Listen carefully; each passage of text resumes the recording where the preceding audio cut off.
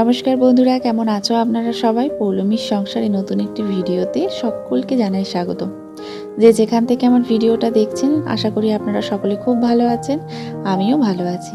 আজকে মঙ্গলবার দিন সকাল সকাল মাম্মামকে স্কুল নিয়ে বাড়ি ফিরছি। আর এখন রোজ দিন ওদেরকে বেলুন দিচ্ছে। নতুন নতুন স্কুল শুরু হয়েছে, তো যেহেতু লোয়ার নার্সারি আপার নার্সারি এরা, তো এদের বাচ্চাদেরকে বেলুন দিচ্ছে। বেলুন পেলে বাচ্চারা তো খুব খুশি। মানে বেলুনে জুড়ি মেলা ভার, এরকম অবস্থা, মানে মূল্যবান সম্পদ। তো যাই হোক, স্কুল থেকে বাড়ি চলে এসেছি। আর জলখাবারে কী হবে সেই নিয়ে রোজকার ঝামেলা। তো মুগ সেদ্ধর জন্য মা মুগ চাইছিল, তো মুগ বের করতে গিয়ে দেখি এখানে অনেক ছোলা এক্সট্রা রাখা আছে। তো আজকে সন্ধেবেলায় ঠিক করেছি এই ছোলাগুলো দিয়ে, মানে ছোলাগুলোকে ভালো করে রাখার জন্য যে টিপসটা আমি অ্যাপ্লাই করি, সেই টিপসটা আপনাদেরকেও শেয়ার করব। তো ভিডিওটা স্কিপ না করে শেষ পর্যন্ত দেখতে থাকুন। আজকে কিচেন টিপস কিছু শেয়ার করব। তো এখন এখানে চলে এসেছি মাম্মামকে ব্রেকফাস্ট করানোর জন্য। আর ব্রেকফাস্ট কমপ্লিট হয়ে গেছে। আজকে দুধ ওটস খাইয়েছি। আর এখানে আজকে বাজার নিয়ে এসেছে চরণ কাকু, তার সাথে এনেছে ফল।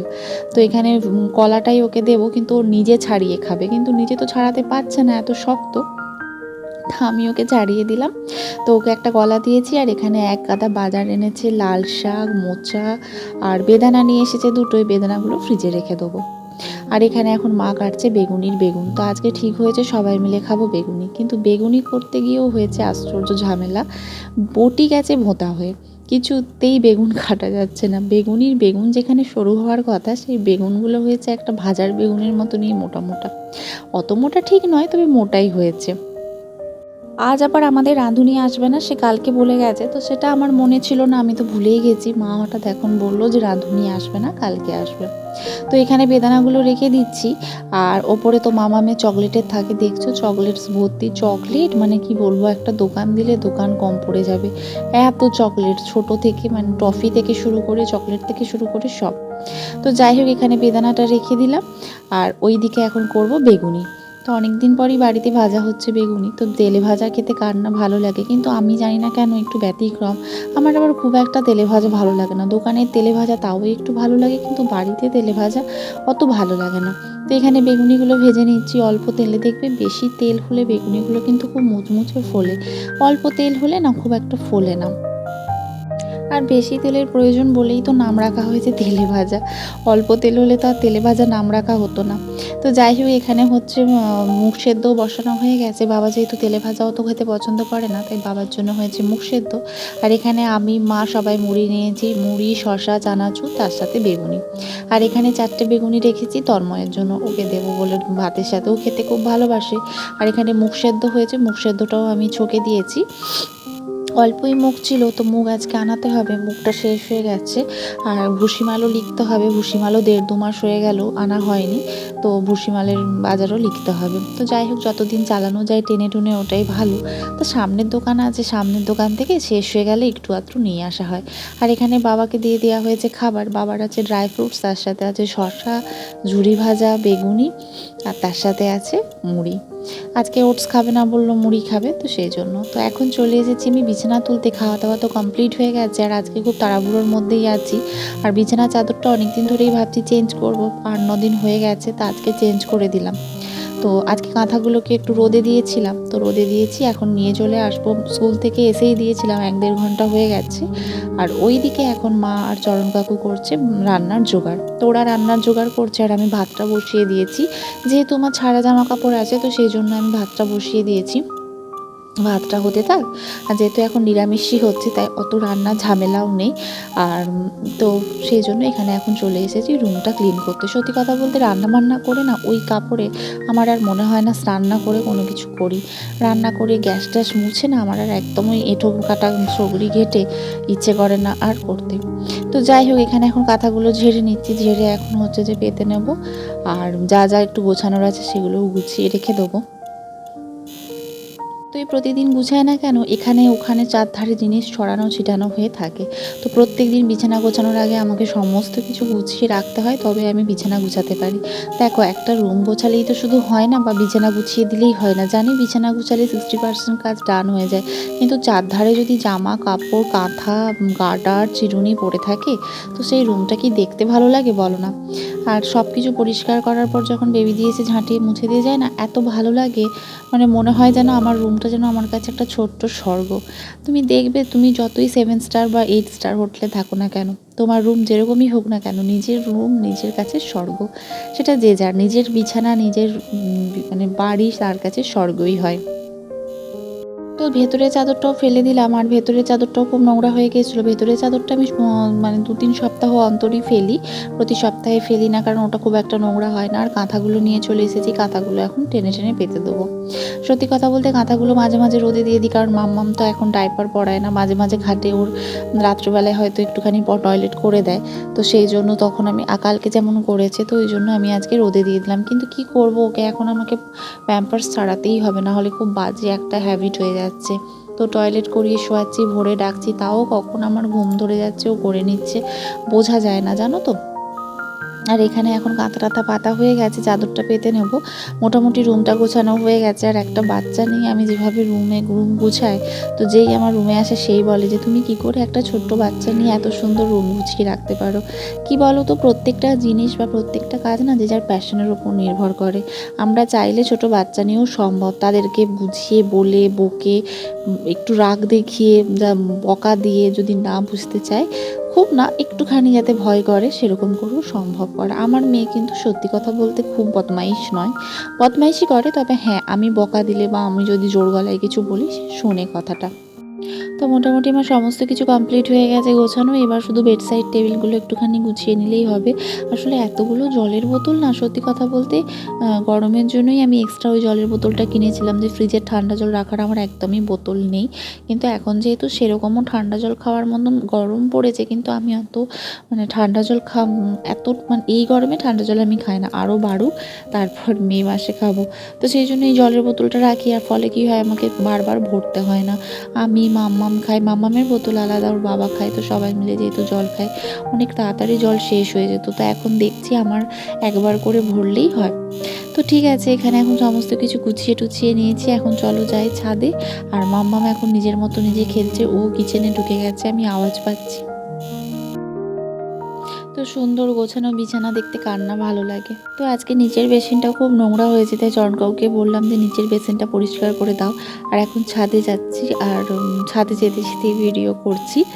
তো এখনো পর্যন্ত সেরকম গরমটা পড়েনি, আর মানে লুয়ের বাতাসটাও এখনো দেয়নি, যেই জন্য ছাদে যেতেও অতটা কষ্ট বোধ করছি না। তো এইদিকে সোফাটা, যেটা 3 তলায় সোফাটা রাখা আছে, ওইখানে একটা টাওয়েল দিতে হবে, টাওয়েলটা দেবো করছি, দেওয়াই হচ্ছে না। তো জামা কাপড় এখানে কিছু মেলা আছে, তো সেগুলোই এখন তুলতে এসেছি, কারণ আজকে কেচে আবার মিলবে।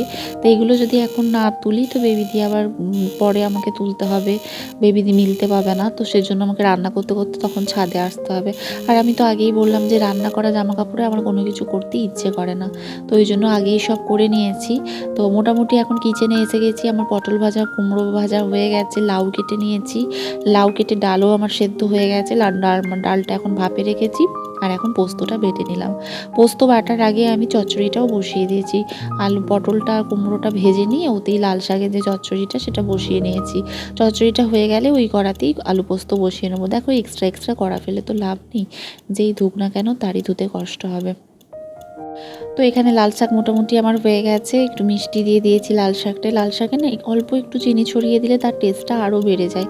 তো এখানে লাল শাক কমপ্লিট হয়ে গেছে, ওইদিকে হয়ে গেছে আমার কুমড়ো ভাজা, পটল ভাজা, আর বেগুনি তো সকালে ছিলই, আর ডালটা। তো ডালটা এখানে আমি সাদলে নিয়েছি, ডালটা এখনও ফুটছে, আর ডালটায় একটুখানি চিনি দেবো, কারণ মুগ ডাল যেহেতু ঘিটি দিয়ে করছি, একটু মিষ্টি না হলে ভালো লাগবে না, ফ্যাসকা টাইপের লাগবে। তো এই হলো আজকে আমাদের মেনু। আলু কাটা আছে, তো চচ্চড়িটা নামিয়ে কড়া ধুয়ে আমি আলু পোস্তটা বসাবো।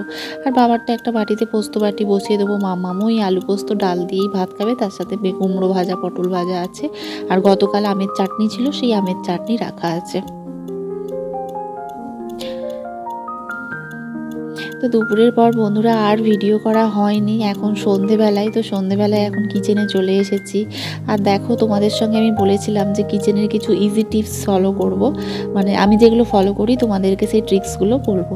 তো ফার্স্ট যে ট্রিক্স, সেটা হচ্ছে তোমরা যখন দুধ গরম করবে, দুধটা দেখবে আমরা পিছন ঘুরতে না ঘুরতেই উতলে যায়। তো এরকম করে যদি দুধ পায়েস যাই করো না কেন, যদি একটা এরকম হাতা রেখে দাও তার ওপর, দুধ কিন্তু কোনো মতেই উতলাবে না, উপর অবধি এসেও থেমে যাবে। যাবে। আরেকটা ট্রিক্স বলি, গরমকালে সবসময় যখনই তোমার রান্নাঘরে ঢুকবে জানলাটা খুলে দেবে। জানলা দিয়ে যে ঠান্ডা বাতাসটা আসে না, তাতেই তোমার শরীর মন একদম শান্ত হয়ে যাবে, আর রান্নাতে তোমরা অনেক এনার্জি পাবে, রান্না বলো কাজ বলো। 3 নাম্বার যে টিপস সেটা হলো, আমরা যখনই তেল রাখবো একটা এরকম ছোট্ট প্লেট ইউজ করব। ফলে কি হবে, প্লেটটা নোংরা হলেও নিচটা নোংরা হবে না, কারণ তেল চিটানি যেখানেই পড়ুক না কেন সেটা কিন্তু পরিষ্কার করা খুবই কষ্টসাধ্য।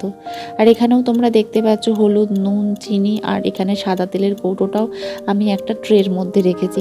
তোমরা চাইলে ওই ট্রের মধ্যে টিস্যুও দিতে পারো বা খবরি পেপারও দিতে পারো। খবরি পেপারটা দিতে খুব একটা ভালো লাগে না, তাই তোমরা টিস্যু ইউজ করতে পারো। আমি যেহেতু উইকেন্ডে ধুয়ে নিই, তো সেই জন্য আমার টিস্যু ইউজ করার প্রয়োজন হয় না। 3rd নাম্বার যে টিপস সেটা হচ্ছে চিনির কৌটোয় সবসময় লবঙ্গ দিয়ে রাখবে। ফলে কি বলো তো, চিনির কৌটোয় কোনো দিন পিঁপড়ে হবে না। বর্ষাকালে দেখবে চিনির কৌটোতে খুব পিঁপড়ে হয়ে যায়, কেমন একটা স্মেল ছাড়ে, তো লবঙ্গ দিলে খুব ভালো থাকে।